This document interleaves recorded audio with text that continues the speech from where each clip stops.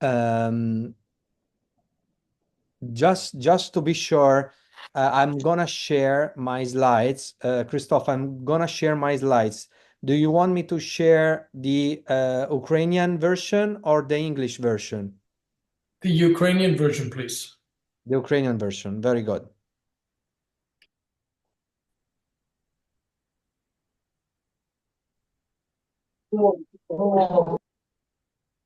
Так, колеги і студенти, ще попрошу, будь ласка, вимкніть мікрофони. Якщо у вас виникнуть питання впродовж лекції, будь ласка, можете їх залишати в чаті, або залишити питання, задати вже наприкінці під час обговорення.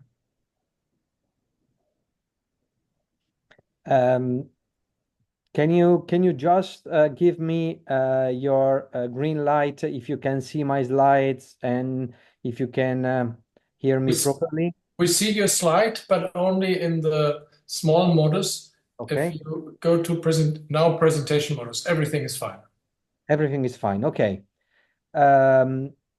I will talk in English, right? And should I stop for translation or I go straight forward with an English presentation? Yeah, you can also talk in Ukrainian if you wish. No, no, Christoph. No. I mean, I barely speak Italian and English. Not there with Ukrainian yet. But by the way, my lecture this morning will be on pneumonia, which is especially this morning I will talk about infective pneumonia, which is an infectious disease of the lung in across all the different parts of the lung, and it's an acute kind of disease with a lot of inflammation in the lung and with a special pathophysiology. The pathogenesis of the pneumonia is mainly depicted in this cartoon. On your left, you got normal bronchus and a normal alveolus with a normal alveolar flora we have in our lung, because you all know that our lungs are not sterile. We have our own microbiome, and there are some alveolar macrophages like some policemen and policewomen in our alveolus, looking at different alternative bugs or any kind of irritants that might want to interact with our immune system. We have some neutrophils, lymphocytes, eosinophils in our blood, ready to enter the alveolus in case an infective emergency is there. On the right part of the cartoon, you can clearly see the situation of our alveolus during, in this case, a community-acquired pneumonia due to Streptococcus pneumonia. So the different steps that we are encountering in the pathophysiology of pneumonia are mainly based on the arrival of some pathogens in the alveolar space. This kind of concept actually changed a little bit with in the microbiome era, where there might be some pathogens that still are in our lungs that at some point of the story, might increase in terms of power, in terms of coronary forming unit, and maybe they can act as a new bug entering the alveolus. But by the way, Streptococcus is entering the alveolus. There is an uncontrolled multiplication of the Streptococcus or other pathogens. And at that point, macrophages, they recognize the bugs, and there is a local production of different cytokines. with a recruitment of neutrophils that are moving from the blood into the alveolar space and starting a systemic inflammatory response with the generation of an alveolar exudate. And this is the way as pneumonia is occurring. In this picture, we clearly define two major actors of pneumonia, the bug from one side and the immune system from the other side. Our immune system properly generates a cytokine cascade and an inflammatory process in order to kill the bugs and in order to protect our system from these new microorganisms. The point is that at some point, if the cytokine cascade or the inflammatory process is too powerful or is exaggerated, then at that point also that kind of inflammatory response might be an enemy for our own lung. And the balance in between the activity of the immune system to kill the bug and protect the lung and the number and the virulence of the bug is the key to understand how pneumonia is developing and once treated with antibiotics, for example, how pneumonia is evolving. Now, generally speaking, pneumonia is defined as an acute infection of the pulmonary parenchyma that is associated with both local plus or minus systemic signs and symptoms. The pneumonia is usually diagnosed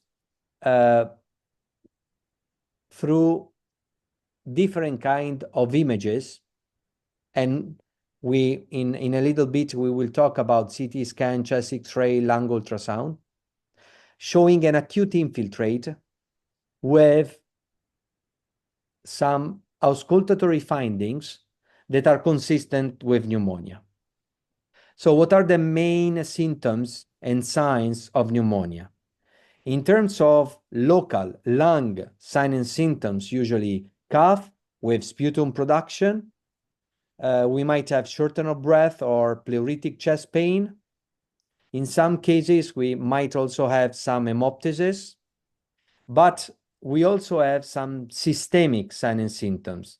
High fever and chills in most of the patients, but we might also have some headaches, some increase of heart rate. We might have some nausea or vomiting. So this is extremely important, especially in some populations of people like those who are extremely elderly or even immunocompromised.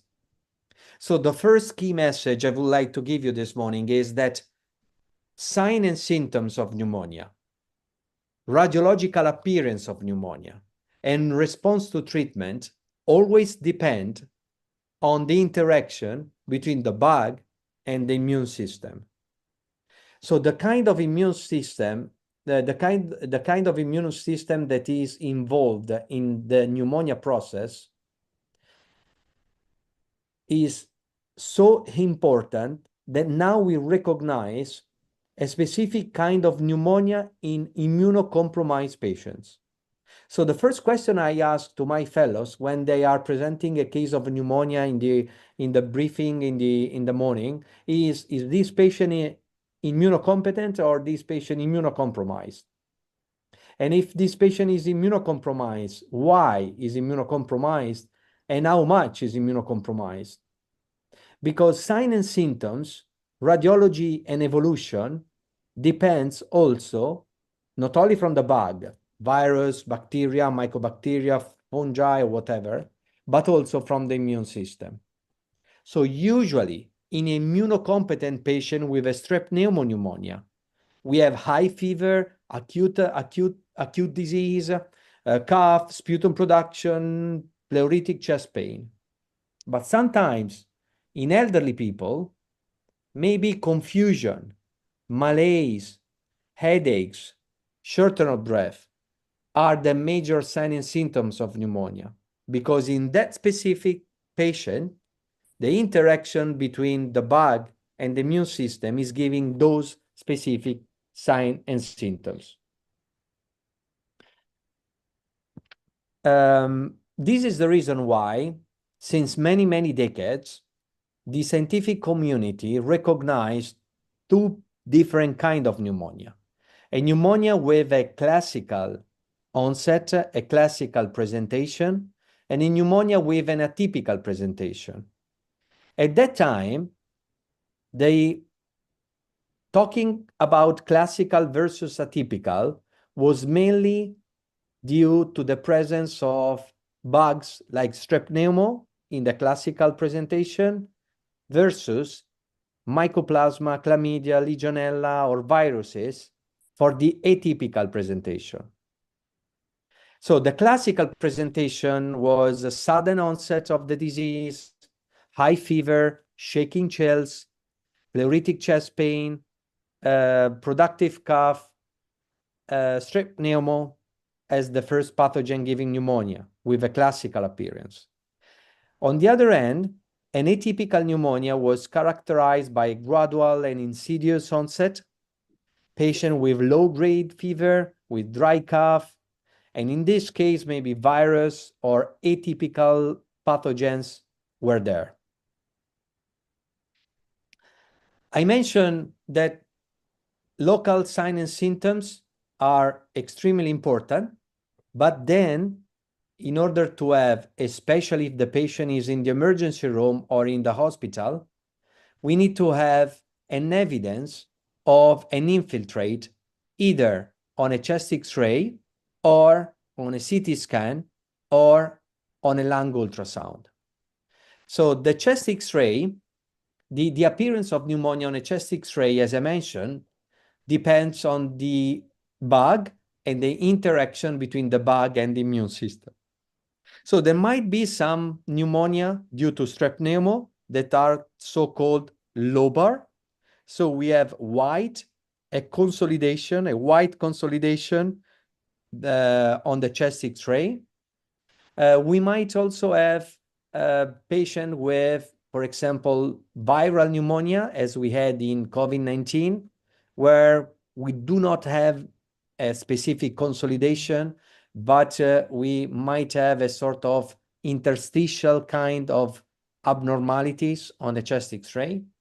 In case, for example, of MRSA or even tuberculosis or several other bugs, we do not have a consolidation per se, but as in this case, we might have a cavitation with some fluid inside, what we call an abscess. In some other cases, we might have a pneumonia, but with a complication of a pneumonia that is pleural effusion, like in this case on the top right of the slide. The second kind of images is, as I mentioned, CT scan.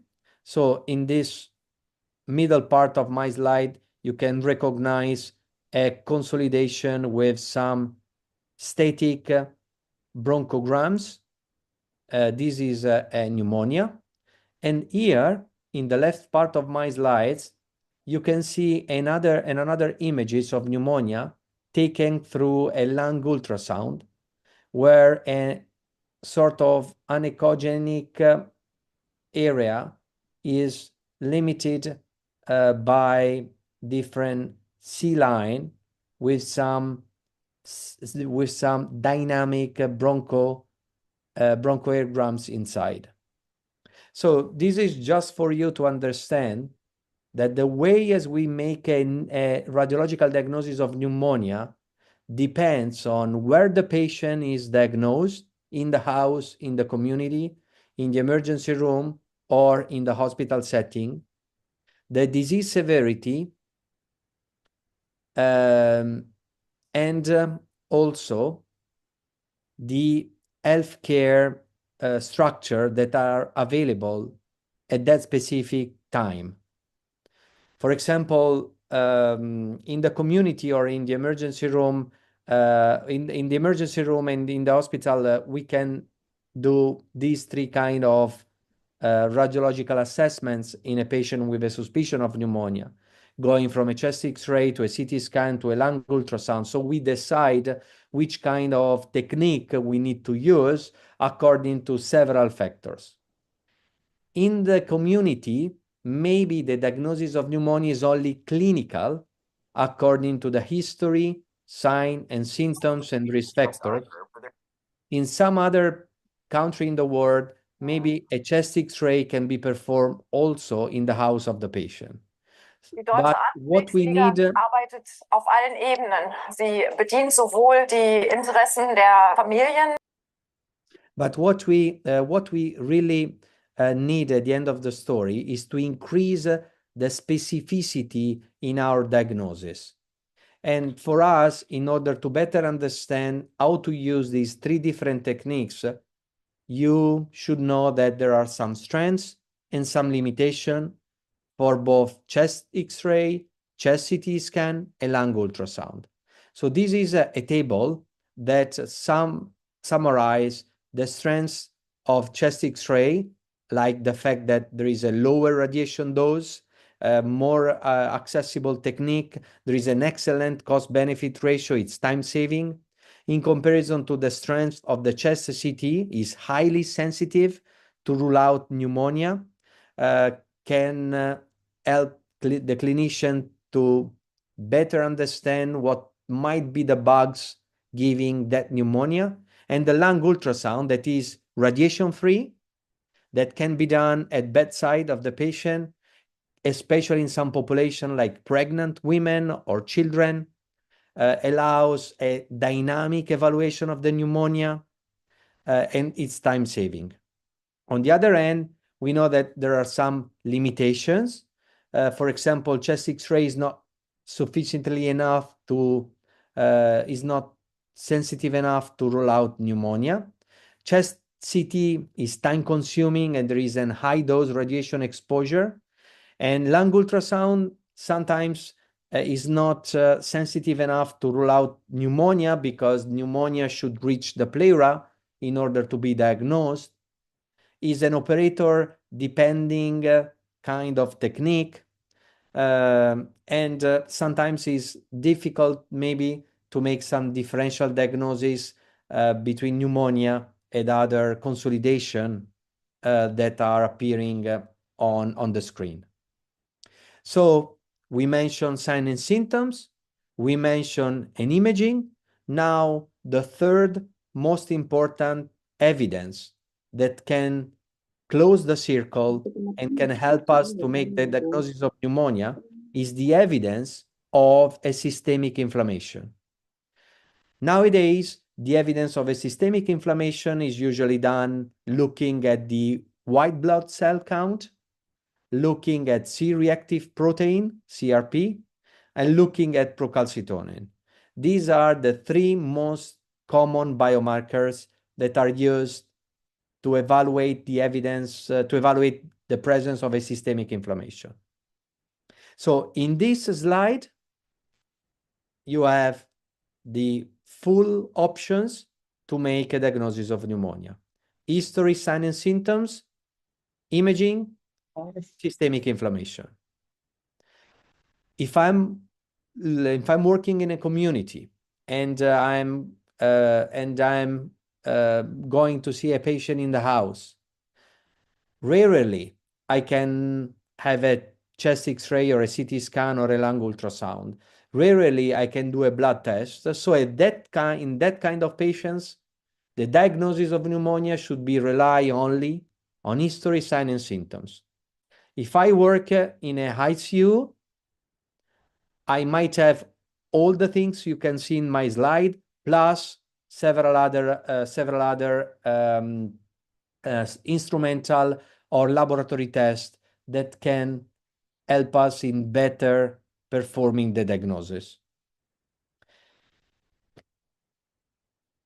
Once we have made the diagnosis of pneumonia, then we need to classify pneumonia according to the setting where the signs and symptoms developed. This is the reason why we recognize at least 4 or even 5 kinds of pneumonia. We recognize the so-called community-acquired pneumonia, or CAP, in patients living outside of the hospital where signs and symptoms appeared. So pneumonia acquired outside of the hospital in people who are not who have not been hospitalized during the month prior the symptom onset is called community acquired. If I have a patient with pneumonia acquired after at least 2 days of hospitalization, this is called nosocomial pneumonia or hospital-acquired pneumonia. This is the case, for example, of people who are hospitalized for surgery, for a major surgery, that after 5 or 7 days of hospitalization start having signs and symptoms of pneumonia with an imaging showing a new onset of pneumonia and with the evidence of systemic inflammation. This is called hospital-acquired pneumonia. If the patient is not only in the hospital, but the patient is receiving a mechanical ventilation when the signs and symptoms of pneumonia appear, in this case, we call ventilator-associated pneumonia, which is a nosocomial pneumonia occurring 48 hours after endotracheal intubation. Finally, we also have the so-called aspiration pneumonia, which is a result of an inhalation of contents from the stomach or mouth into the lungs. And nowadays, we also recognize the so-called pneumonia in immunocompromised patients, because people who have risk factors for immunosuppression, they can develop both a community-acquired pneumonia, a nosocomial pneumonia, a ventilator-associated pneumonia, and aspiration pneumonia. Those people are immunocompromised, so our thoughts of specific bugs giving pneumonia, response to treatment, empiric antibiotic therapy, or whatever, mainly depends on the kind and level and intensity of immunosuppression. Most of the guidelines, I would say almost all the guidelines are focused on people who are immunocompetent. So far, we do not have international grade-based guidelines for pneumonia in immunocompromised patients, although, especially in my country, in my hospital, there is a high percentage of people who are hospitalized with pneumonia who are immunocompromised. And this is a big research and clinical need. What are the major risk factors for pneumonia? You can see the different risk factors here, going from different lifestyle factors such as smoking or alcohol consumption. Some specific risk factors for nosocomial pneumonia, like colonization of the oropharynx, the inadequate endotracheal tube cuff pressure. We have some general risk factors like age, and this is important when we are going to talk about vaccination. So age, more than 60 years of age, comorbidities, immune system deficiencies, and previous contact with some healthcare systems, such as recent hospitalizations. So we have some risk factors for pneumonia. The first pneumonia I want to talk to you about is community-acquired pneumonia. Community-acquired pneumonia is a global trend nowadays. is associated with a relevant mortality, especially for people who are admitted to the hospital and who are admitted into the ICU. I would say that any kind of doctor you will become in the next future, you will be in touch with pneumonia at some point of your career, especially community acquired pneumonia.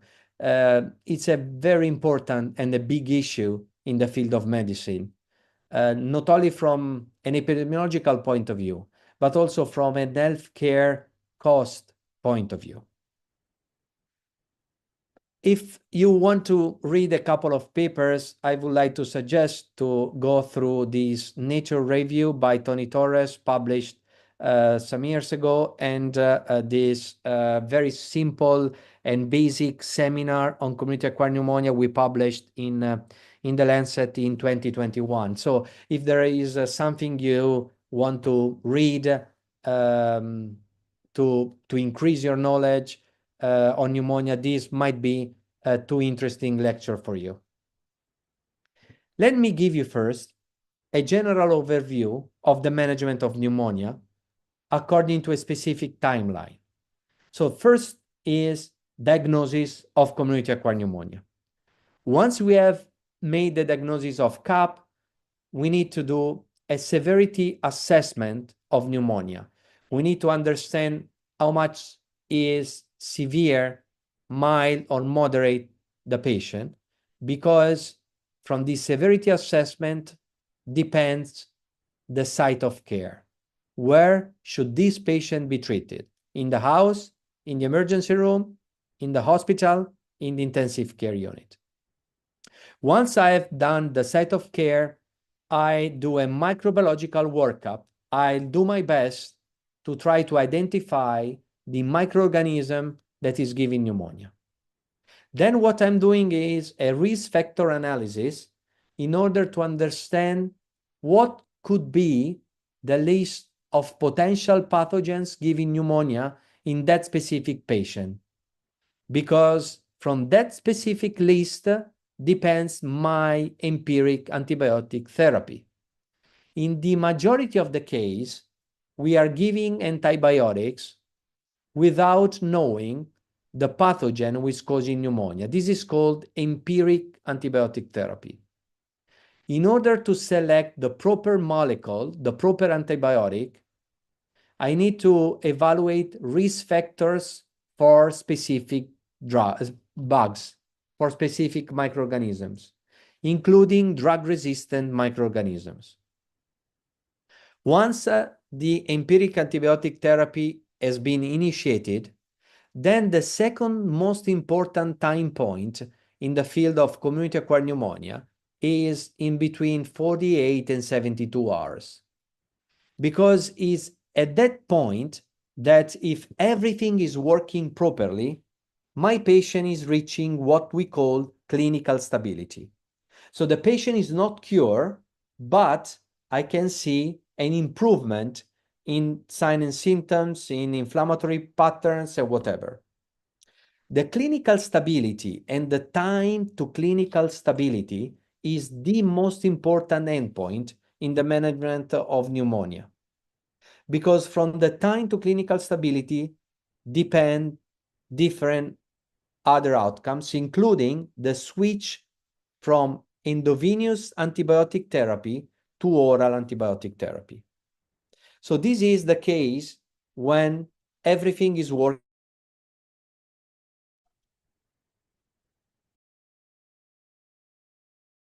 Right antibiotic, the patient is immunocompetent, the patient is reaching clinical stability on day 3.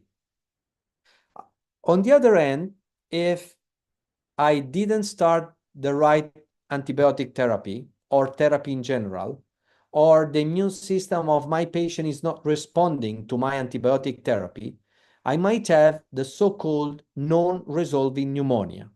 So the patient is not improving, but is not worsening. It's a sort of remaining at the same level of disease severity that the patient had on time 0. Or if the situation is getting worse, I might have the so-called clinical failure. So the patient is not improving, is not remaining at the same state. The patient is getting worse, is deteriorating. Clinical stability, no resolving pneumonia, and clinical failure are the three outcomes, the three clinical outcomes we tend to evaluate in people with pneumonia after starting antibiotic therapy. There are several reasons why the patient might fail or might have a non-resolving pneumonia, but I would like to focus on cardiovascular events, because cardiovascular events such as arrhythmia, acute myocardial infarction, stroke, acute heart failure, acute on chronic heart failure, acute on chronic heart failure might be events that can characterize the course of pneumonia, not only on time zero, not only on day 3, but also after hospitalization, after 1 month, up to 6 or 12 months. So cardiovascular events are a complication of pneumonia, extremely important because pneumonia is a systemic disease. The third time point usually is after 1 week, 7 days, when we should decide about duration of antibiotic therapy. And then we check for clinical failure and cardiovascular events. But we also decide about hospital discharge, and we start thinking about prevention, how we can prevent the occurrence of a new pneumonia, mainly through smoking cessation, influenza vaccination, pneumococcal vaccination, and several other measurements. As I mentioned, pneumonia is not a self-standing disease that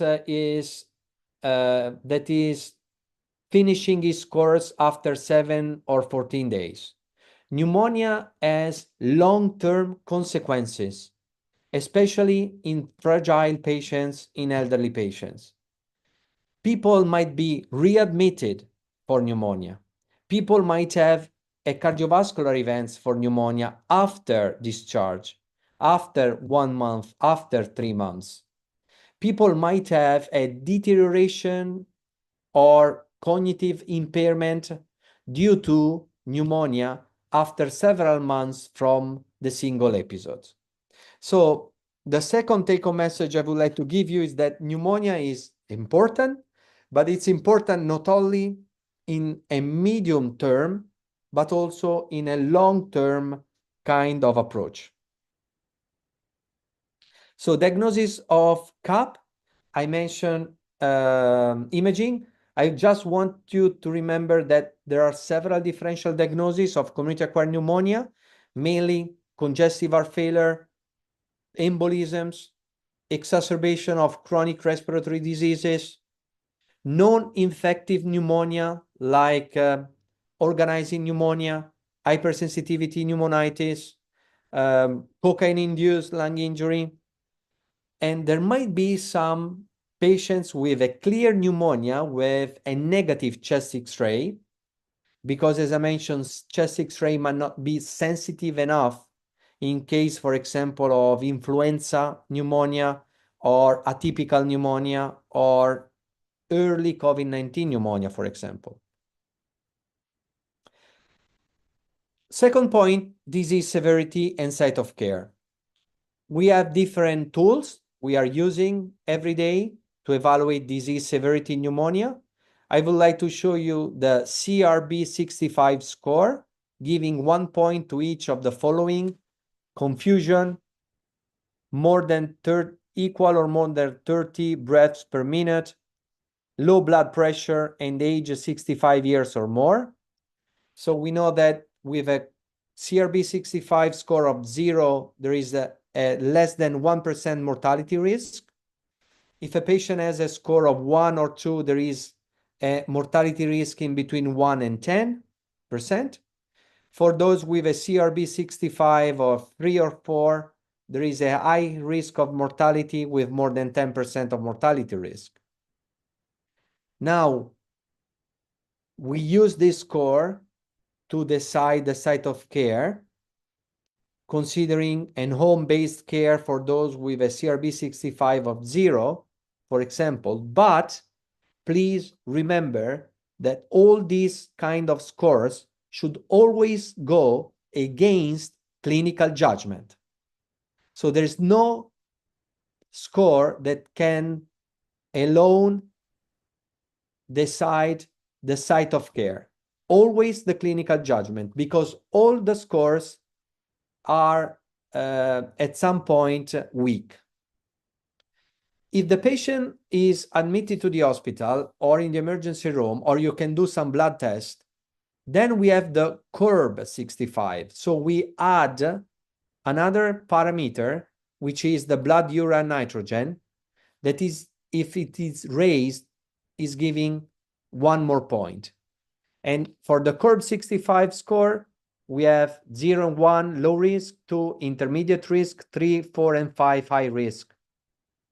And finally, there is the so-called pneumonia severity index, which is a very comprehensive score, more difficult to be done in comparison to the curve 65, but it's a score touching different disease aspects and patient aspect, like age, sex, nursing home residency, comorbidities like neoplasia, liver diseases, CHF, renal disease, some additional physical or vital signs like temperature, some laboratory or imaging data like pH on the arterial blood, glucose, pleural effusion or oxygenation. The PSI, the pneumonia severity index, stratifies the patient into 5 different risk classes: 1, 2, 3, 4, and 5. So for class 1, the mortality risk is 0.1. So the patient might be treated outside of the hospital. Class 2 is 0.6. The patient might be treated outside of the hospital.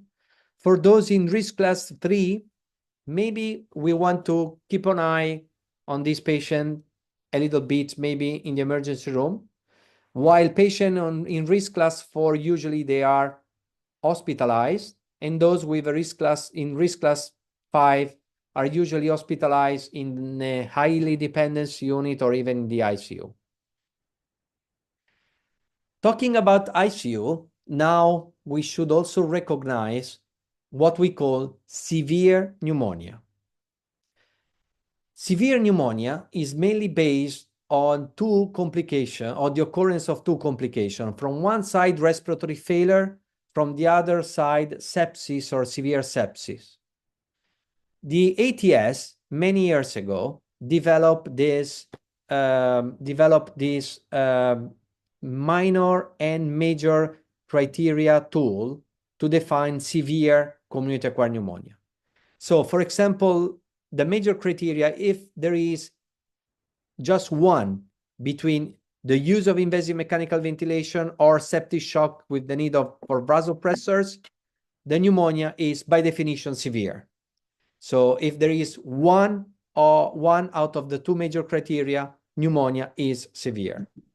Pneumonia might be considered severe also if there are at least 3 among the minor criteria that are respiratory rate more than equal than 30 breaths per minute, puffy ratio less or equal than 250, multilobar infiltrates, confusion, uremia, leukopenia, thrombocytopenia, hypothermia, hypotension, requiring fluid resuscitation. So this kind of data, this kind of criteria are just telling you about the occurrence of respiratory failure, radiological severity, and sepsis touching other organs like the brain, confusion, kidney, uremia, lung per se, respiratory rate or puffy ratio. I would like to cite severe community-acquired pneumonia because recently, a couple of years ago, the European Respiratory Society produced specific guidelines for severe community-acquired pneumonia. Then we have microbiological workup. So if we can, before starting empiric antibiotic therapy, we should take some biological samples to identify the microorganism giving pneumonia. So let's take a look at the most common bugs giving community-acquired pneumonia in the world, in the US and in Europe. In the US and in Europe, both in immunocompromised and immunocompetent patients, Streptococcus pneumoniae is the first bug giving community-acquired pneumonia. So this means that a coverage of Streptococcus pneumonia is mandatory in case of community-acquired pneumonia, because in the majority of the patients, Streptococcus might be there. Then in the US, and this is just because of the workup that has been done in this specific study, viruses such as influenza, rhinovirus, metapneumovirus, RSV are the second most common microorganisms giving pneumonia. After that, we have atypicals like Mycoplasma or even Legionella. We have Staphylococcus aureus. We have Haemophilus influenzae. And then we have other bacteria that are especially present in people with chronic respiratory diseases or those who are immunocompromised, such as Pseudomonas aeruginosa, Enterobacteriaceae, and several other bugs.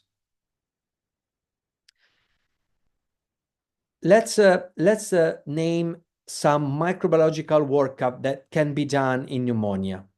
First of all, the intensity of the microbiological workup might also depend on the disease severity and the immune system situation. Sometimes no testing are done, especially if the patient is in the community.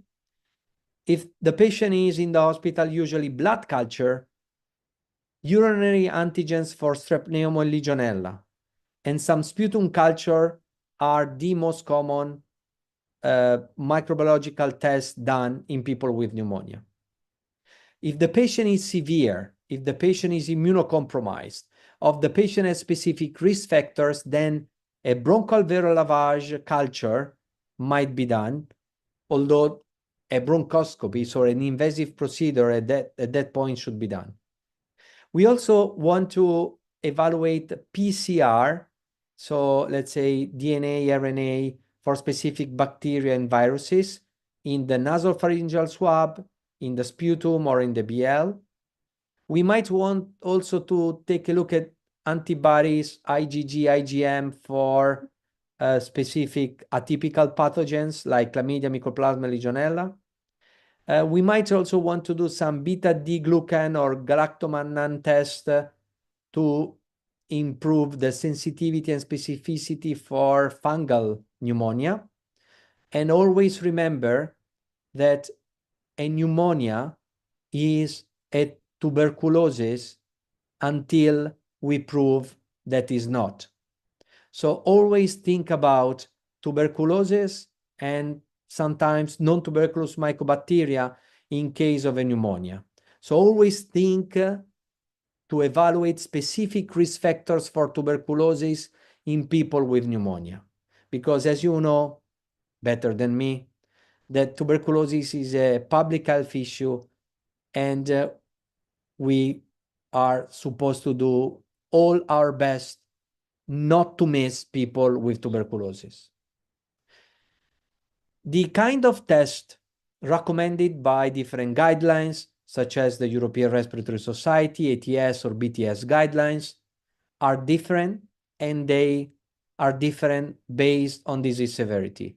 If the patient is an outpatient, is a severe, or is a non-severe. And remember that each single test has a specific sensitivity and specificity.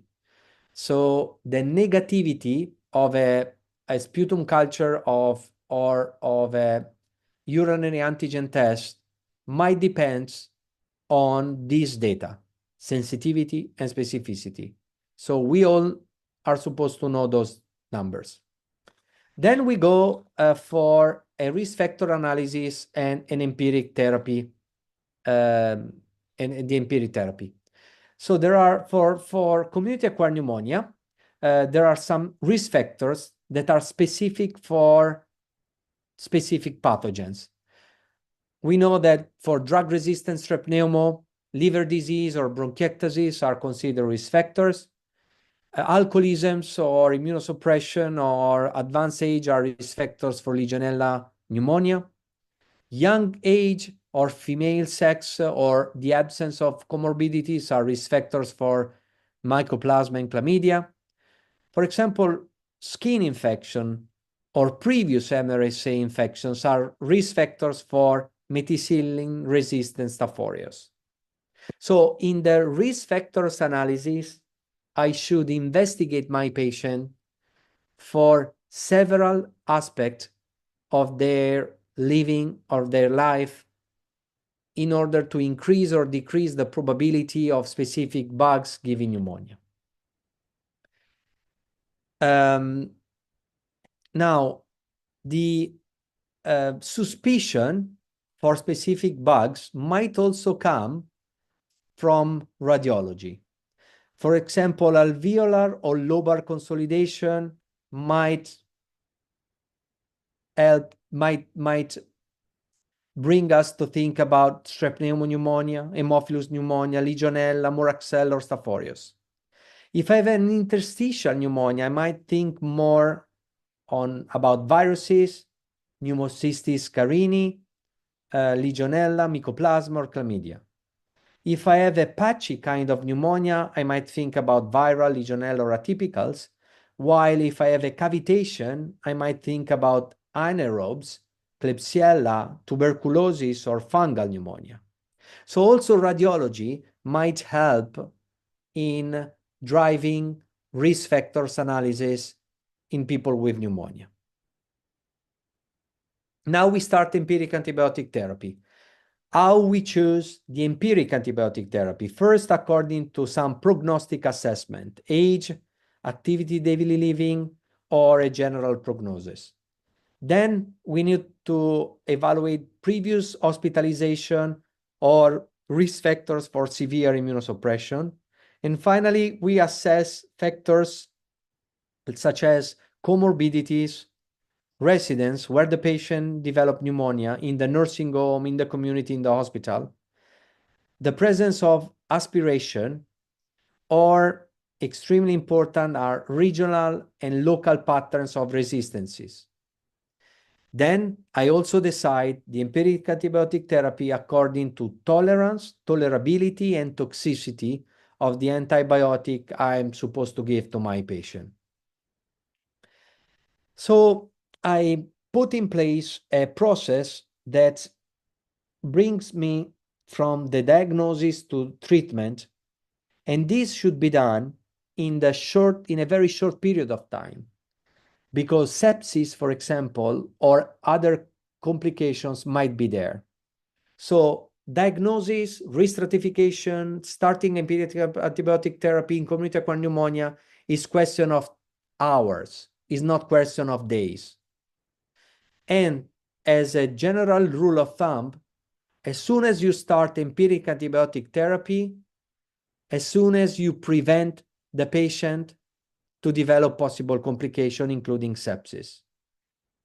There's no a specific threshold of hours, 4, 6 hours, 8, 10.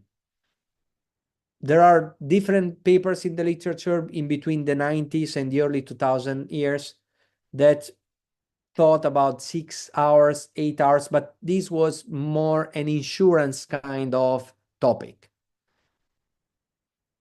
As a rule of thumb, as soon as possible. This is my major message. In terms of empiric antibiotic therapy, community-acquired pneumonia, there are different suggestions from guidelines. There is a stratification according, first, severity, second, risk factors or presence of MRSA, third, risk factors or presence of Pseudomonas.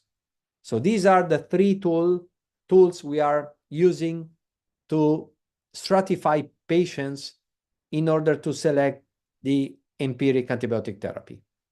So a coverage for strep pneumo should be always there. So beta-lactams or a respiratory fluoroquinolones are there covering strep pneumo.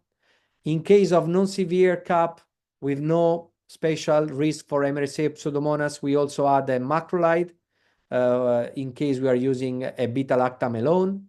In case we are using a respiratory fluoroquinolone alone, this is enough because fluoroquinolone are covering also typicals. In case of a severe community-acquired pneumonia, we tend to use a regimen of a beta-lactam plus a macrolide or a beta-lactam plus a respiratory fluoroquinolone.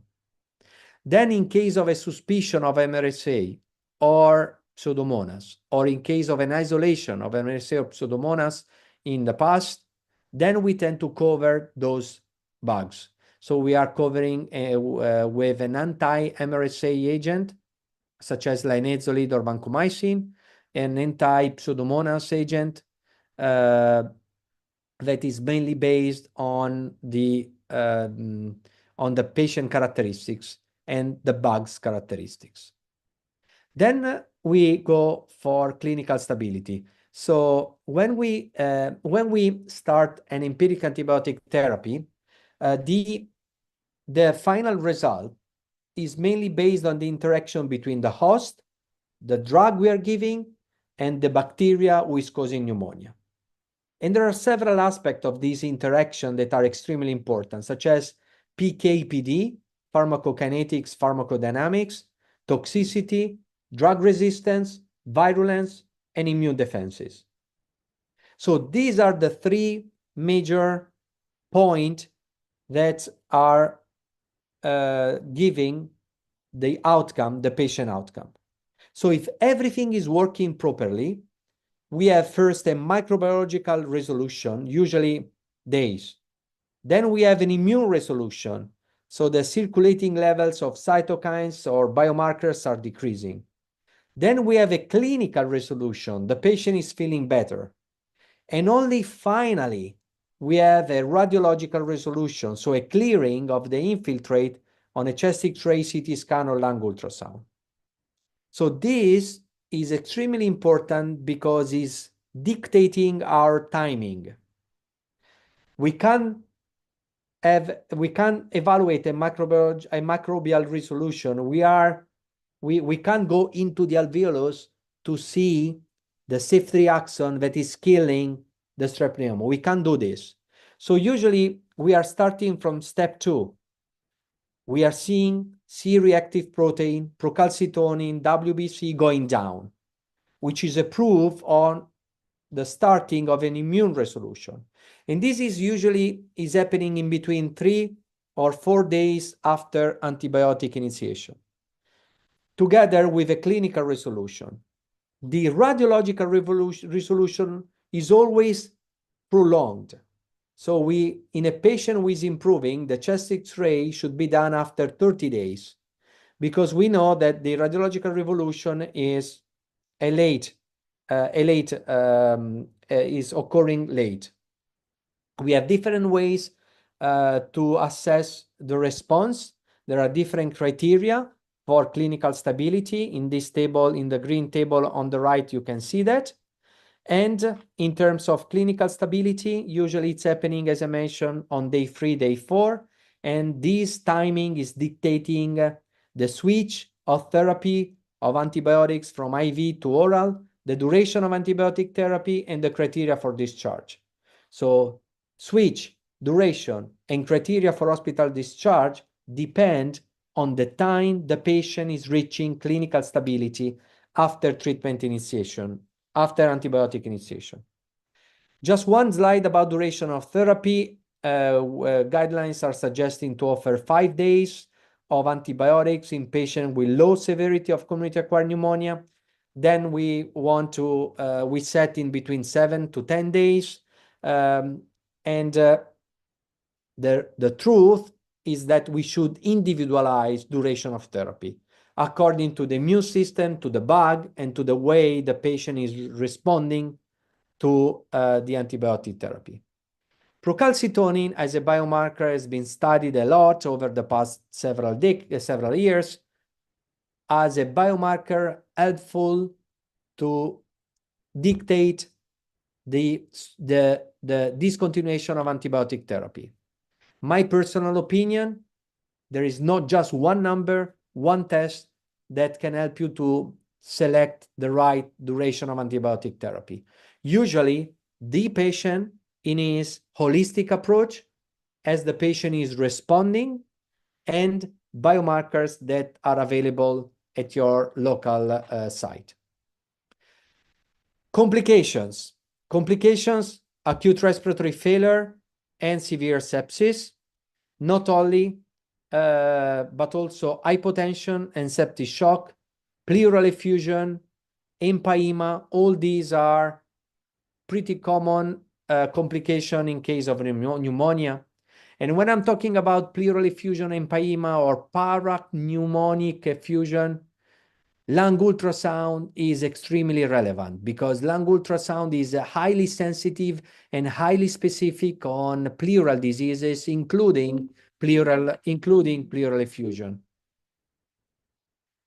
Some other complications of community-acquired pneumonia are lung abscess, and this is a radiological and a pathological definition, clear definition of a lung abscess. We also have septicemia, so we have brain abscess or liver abscess or multiple pyemic abscesses, so different kind of complication. I mentioned antibiotic, but we do not have antibiotic alone.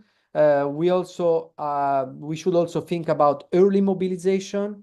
Low molecular weight heparin should be given in patients with pneumonia and acute respiratory failure. We can use also non-invasive ventilation, especially in people with pneumonia in the context of an acute exacerbation of COPD.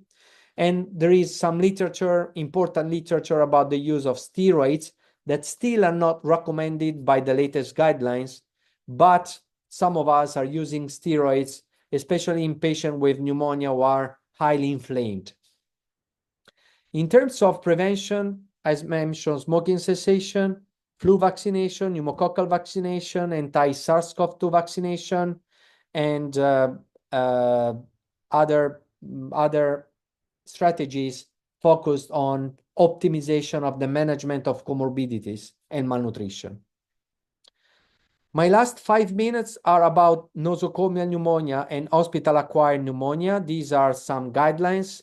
There are pretty new guidelines talking about pneumonia. We went through the definition of hospital-acquired pneumonia and ventilator-associated pneumonia. These are some epidemiological data showing the importance of nosocomial pneumonia, 5 to 10 cases per 1,000 hospital admission. Is the second most common cause of hospital-acquired infection, is carrying a higher mortality than all the other nosocomial infection. And 30% of the nosocomial pneumonia occurs in the ICU setting, especially in people who are undergoing endotracheal intubation.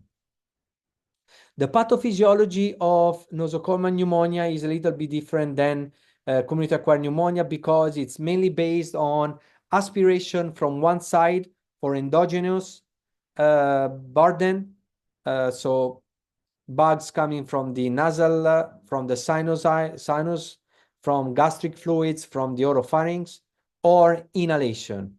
Nebulizers in the hospital, biofilms in the hospital, ventilatory circuits, or even healthcare workers spreading bugs with their hands. The aspiration is a big issue, so there are 10 very common rules we are applying in order to prevent aspiration. So we should do our best to avoid tracheal intubation because there is a bypass of the upper airways with aspiration. We should shorten duration of mechanical ventilation. We should have patient in the semi-recumbent position. We should understand what is the best pressure of the tube cuff of the ET tube. We should avoid gastric overdistension. We should suction subaglottic fluid. We should avoid patient transports in between different parts of the hospital, and several other measurements. We should also think about how to prevent colonization with some very simple rules, such as avoid unnecessary PPI, avoid unnecessary antibiotic administration, try to do a short course parental antibiotic as possible, to do hand hygiene with alcohol-based hand sanitizers, to use gloves, to use orogastric rather than nasogastric tubes. So different approaches that are helpful to prevent colonization. The empiric antibiotic therapy for nosocomial pneumonia is a little bit different from community-acquired pneumonia because bugs are usually more resistant to antibiotic. So the evaluation of multi-drug resistant risk factors for multi-drug resistant bugs is crucial, as well as the presence of septic shock or the absence of septic shock. So different antibiotics are suggested as an empiric antibiotic therapy according to multi-drug resistant bugs, risk factors, and the presence of a septic shock. So in terms of nosocomial pneumonia, we should think that it's carrying a high mortality, is a very serious nosocomial infection, mainly based on local pattern of resistances of different bugs. So it's extremely important to talk to your clinical microbiologist in the hospital to understand what is the regional and local resistant pattern of different bugs, and start as soon as possible the empiric antibiotic therapy. Just one slide about pneumonia in the immunocompromised host. These are two documents published by different groups looking at definitions and diagnostic criteria for immunocompromised host pneumonia, and a consensus statement regarding initial strategies in case of pneumonia in immunocompromised. These are the two most relevant documents you are supposed to get in touch with, because, as I mentioned, the majority of guidelines on community-acquired pneumonia, they exclude people with immunocompromised conditions. And this is a relevant topic because we are becoming more and more immunocompromised, more and more elderly, more and more patients are undergoing immunosuppressive treatment for cancer, autoimmune disease, rheumatological disease, or whatever. So pneumonia in immunocompromised patients is extremely, extremely relevant. Finally, I'll send you some additional slides about how to define risk factors for immunosuppression, how to think about specific bacteria according to specific type of immunosuppression, some prevalence of immunocompromised pneumonia in Europe. We are talking about almost 18–20% of patients who are hospitalized with pneumonia. They have at least one risk factor for immunosuppression, mainly chronic steroids use, mainly hematological malignancy, chemotherapy, AIDS, neutropenia, biological drugs, and after that, all the other risk factors for immunosuppression. Several aspects that are not clear in the management of pneumonia in immunocompromised patients, starting by the absence of specific disease severity risk score stratification tool. The pneumonia severity index is the only one that is including immunosuppression. And another important challenge is about the microbiological workup. Usually we try to do the best to have a bacteria or a virus or a mycobacteria or a fungus isolated in a patient with pneumonia with immunocompromised, because we don't want to fail the therapy. And in terms of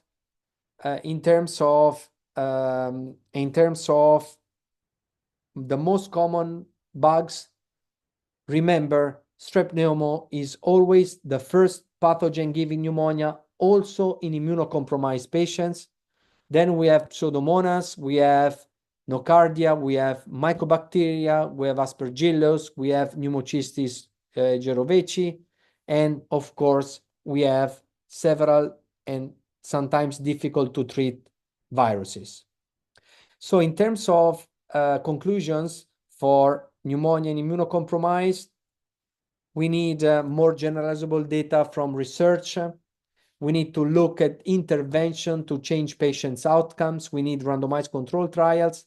And so far, we should start with a CAP, community-acquired pneumonia-based empiric antibiotic therapy, plus adding different antibiotics or antiviral or antimicrobacterial agents according to specific risk factors that are present in a single patient. So with this, I would like to thank first Ola, Professor Lang, all the organization for putting together this lecture. I'm really proud of having had this opportunity to talk to you this morning. And my contact are public. You can easily Google my name and find my email or even my cell phone. So please feel free to send me any kind of question or comments or whatever after this lecture in the next few weeks. Thank you.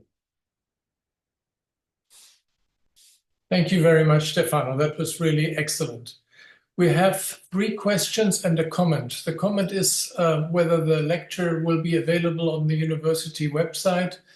Yes, all the lectures in the Ukrainian version will be available on the website, and I ask Olga and colleagues to ensure that it will be possible. Petro Potaiko is asking, how often do you observe drug-induced lung lesions at the background of antibiotic treatment? What criteria do you use to identify these drug-induced lung lesions?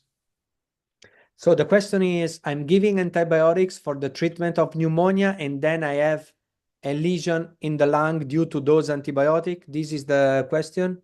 Yes. So this is very, very, very, very rarely. Maybe they are underestimated because the pneumonia is already there. So it's difficult to recognize what is pneumonia from what is an adverse event in the lung due to an antibiotic. But usually is extremely rare event. Then there's the question: what do you prefer for follow-up, X-ray or ultrasound? Well, this is a very interesting question. It depends on the kind of pneumonia and the disease severity and several things. But lung ultrasound for follow-up is extremely useful, because you can do lung ultrasound every day, every time, in every setting. You can take a look at the pleural effusion. You can take a look at the exudate versus atelectasis, which is something that lung ultrasound can do and CT scan and chest X-ray can't. So sometimes we are integrating lung ultrasound with chest X-ray. But if you have a lung ultrasound, this is, in my opinion, extremely useful. And the last question for Alexei Severenko. He asks about the lung microbiome. What do we know about the lung microbiome and susceptibility to pneumonia or to progression of pneumonia?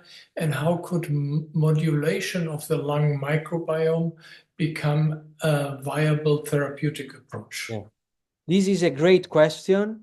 It's one of the research priorities in the field of pneumonia. Still, no big studies can answer your question. Some very small local experience, not definitive. I can't tell you. I can't tell you nothing about that because I'm not supported by strong translational data. Sorry for that. Thank you very much, Stefano. This was really brilliant, and I wholeheartedly also, on behalf of the entire team here and the participants from Kharkiv, thank you for being in the lecture today and offering your expert advice. And Please. for everyone here, I know it's hard time currently, also with the energy supply in your city. Please don't give up. We are trying to support you as much as we can, at least from this academic side. And we hope to see you again next week on Friday when Oksana Munteanu from Chisinau in Moldova, who is a leading expert in the field of interstitial lung disease, will give her presentation. And we wish you all well-being and a good start into what we call the pre-Christmas time Advent, starting in the next week. All the best till Friday next week. Bye-bye. Bye, bye, everyone. Thank you. Thank you. Thank you. Thank you.